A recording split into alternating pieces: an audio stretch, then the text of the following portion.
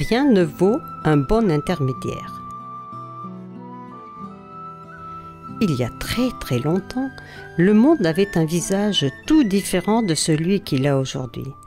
L'herbe poussait jusqu'au ciel et les arbres n'arrivaient que jusqu'aux genoux. Le serpent n'avait pas encore Dieu, mais il possédait une merveilleuse voix de baryton dont il était très fier.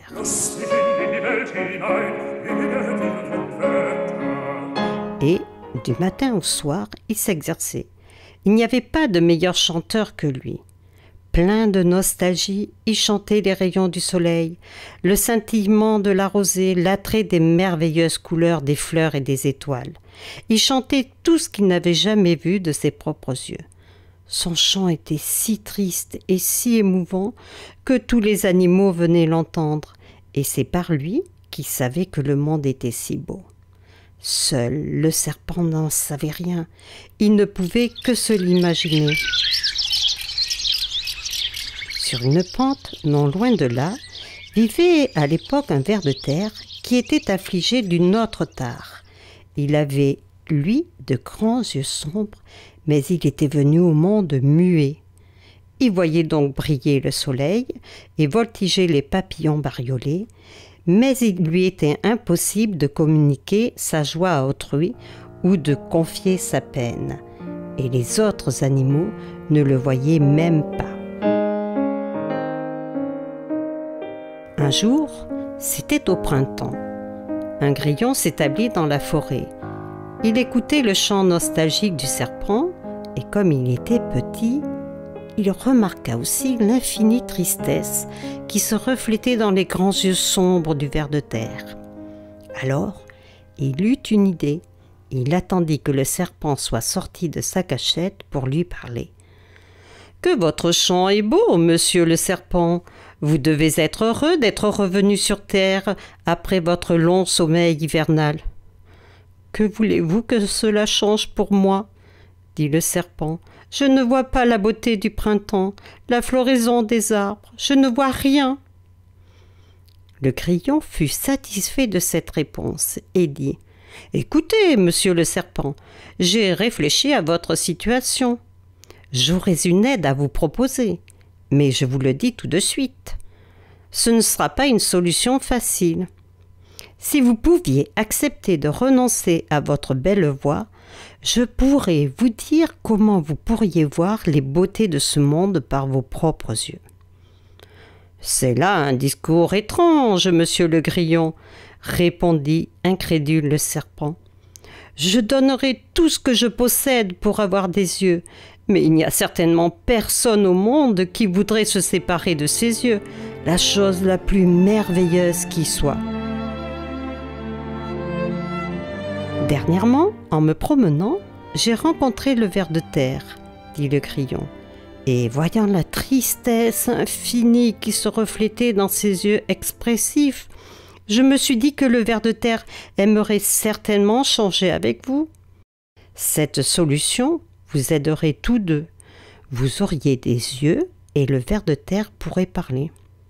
« Je ne sais pas, dit le serpent. Échanger le chant contre des yeux. Les yeux sont bien plus précieux.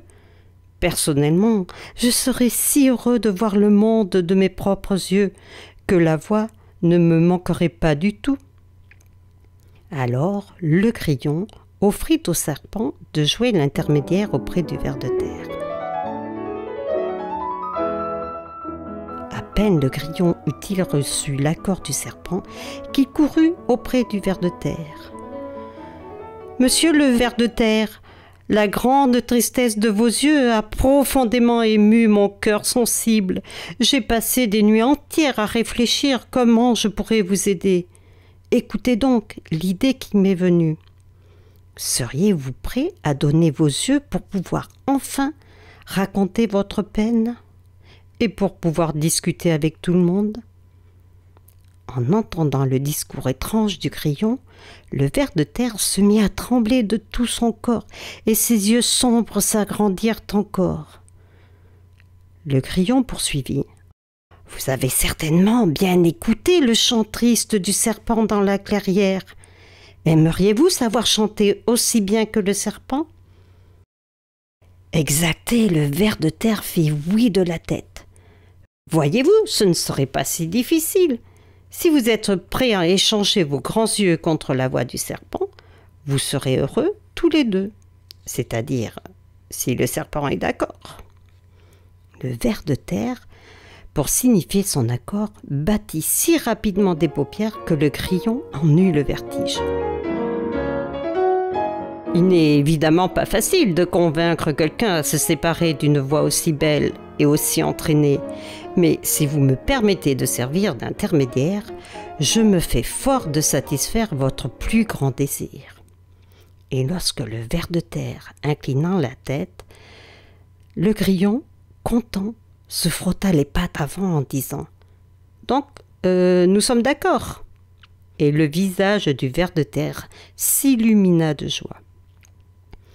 Le grillon était sur le point de partir, quand il se retourna encore une fois pour dire « Bien sûr, puisque je sers d'intermédiaire dans une affaire aussi difficile, il est naturel que je puisse avoir une petite récompense. » Le ver de terre lui fit comprendre des yeux qu'il était d'accord. Le grillon continua. « Vous savez, j'aimerais tant chanter, ne serait-ce qu'une fois, le chant du serpent. Lorsque vous échangerez vos yeux contre la voix du serpent, j'aimerais avoir le prêt, au moins pour un petit instant, de sa chanson. Dès que vous voudrez la voir, vous n'aurez qu'à me le dire et je vous la rendrai. » Le grillon courut vite rejoindre le serpent et peu après, le serpent avait reçu les grands yeux tristes du ver de terre et ce dernier le chant du serpent. Comme convenu, le ver de terre prêta pour un moment le chant du serpent au grillon. Et le grillon voulut aussitôt essayer le chant qu'on lui avait prêté. La voix avait bien changé. Mais pendant quelques jours, le grillon chanta d'une voix haut perchée et bientôt, il était connu comme excellent chanteur. Plus le temps passait, moins il avait envie de se séparer du chant. Aussi, il courait seulement de temps en temps vers le ver de terre pour lui lancer d'une voix blanche « Monsieur le ver de terre, puis-je encore regarder un peu le chant? N'est-ce pas? Vous n'avez rien contre? Merci beaucoup !» Et il disparaissait. Depuis ce temps, le ver de terre vient à la lumière dès qu'il entend le chant du grillon pour suivre la voix.